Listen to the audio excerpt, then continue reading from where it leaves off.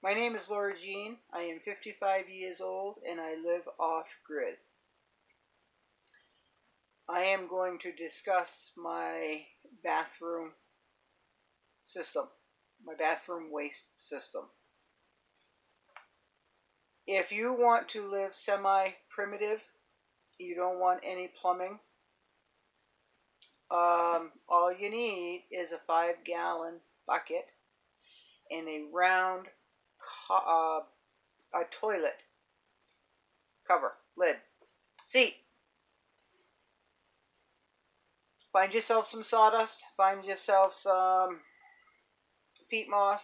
I started out with just sawdust and found that completely dry sawdust works pretty good, but it's hard to get sawdust dry unless you buy it kiln dried. We have a local sawmill, so what I did was gather that and dry it in the sun, bag it up, and use it throughout the winter. But I found that it didn't work as well as I wanted it to. I found that if it was a little bit damp, just a little bit damp, it worked better. So I tried just straight peat moss. You know, you get peat moss in a block. And I would recommend that you get a block that has not been sitting out in the rain. You want the peat moss dry. So I tried that method for the dry toilet with just the peat moss as cover. Well, peat moss is very dusty. I found that every time I used it, I was breathing in peat moss, and I was constantly having to dust my bathroom. So then I came up with a solution. I would mix half damp sawdust with half dry peat moss, mix it in a tote, and use that as cover material, and I find that works the best. And I'll continue to do that for as long as I can get both sawdust and peat moss. So there's no dust. The damp sawdust keeps the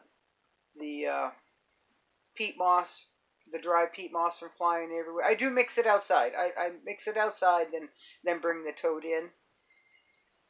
So 5-gallon bucket. I took a round toilet seat cover, and on the bottom of the toilet seat that sits on a regular ceramic toilet system, toilet bowl, there's little things just underneath the seat, they're about this long, little plastic things, and I took mine and swung them out, so the toilet seat, the round toilet seat, would sit on the bucket. It's nothing fancy. It's just a bucket with a toilet seat sitting on top. That's all it is. You know, and someday, whenever I get caught up, I will make a wooden box to go around the 5-gallon bucket, and I will make it so the toilet seat sits on the lip of the top of the wooden box on a hinge, and the whole thing will come up, and then I can lift the bucket out, put another one in. But right now, you learn how to sit down on the toilet seat, and you learn how to stand up from the toilet seat, and it is straight down and straight up. So you don't need your toilet, your bucket of waste material dumping over. You just don't want that. It has never happened to me. I've been very careful. So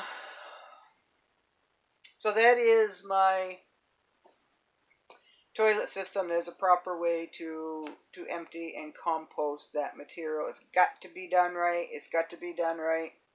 Joseph Jenkins, the Humanure Handbook, is a must if you are going to use a sawdust toilet, a dry toilet, and you're going to compost that material. You're going to need this book. And he's quite funny. He's quite hilarious when you read it. You know, he's just common folk. So I do raise my own food, about 90% of it.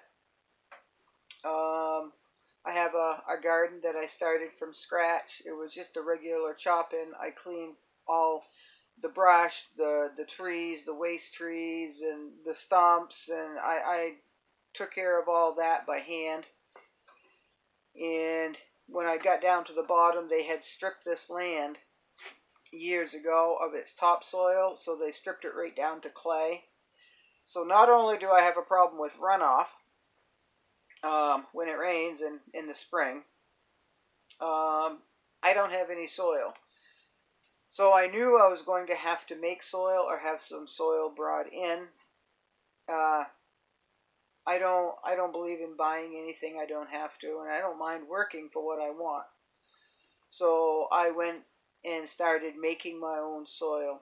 The first year I had a garden space cleared out, and I had a couple of raised beds that I used some of the brush for. I had the hugelkultur system, and all that did was attract slugs. Let me tell you, I tore them apart just as soon as I could the next year. And I had quite a few of them by then, so eventually over 2 years I got rid of all the hugelkultur raised beds. So that didn't work for me. That set me backwards. But I make my raised beds out of unused lumber that was thrown out from the sawmill that didn't reach grade. I would take that and I made my raised beds out of that. And then the soil that I made, I filled the beds with. And every year I add to my garden. Every year I have new raised beds. Every year I put new trellises up. Because I live in the woods. I don't have an acre field. So in order to grow most of my own food, I have to grow up whenever possible. So cucumbers grow up, squash grow up, beans grow up. Anything that can grow up, it has a trellis. And I don't know if you can see behind me, but it's snowy out here today. As far as protein, I do raise my own meat. And when I first started out, I started out with 13 chickens. And then the next year I added guinea. And the next year after that I added Muscovy ducks. And then after that I brought in some geese and turkeys. And I pick out which ones I want to breed. And they breed. And then they lay the eggs. They hatch the eggs. And then there's my meat.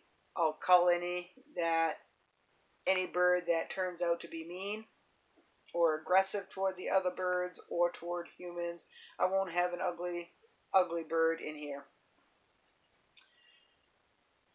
You will never ever get bored if you live off grid with this lifestyle because there is so much to do. You cannot keep up. I've had so many people say that you can't possibly keep up doing everything that you need to do living in here alone. And it's a struggle. It is. It gets done eventually. But you're never going to tell me that I can't do something. You're never going to do it. So, I am babbling. And I'm flying by the seat of my ass, and I've got to add wood to the stove.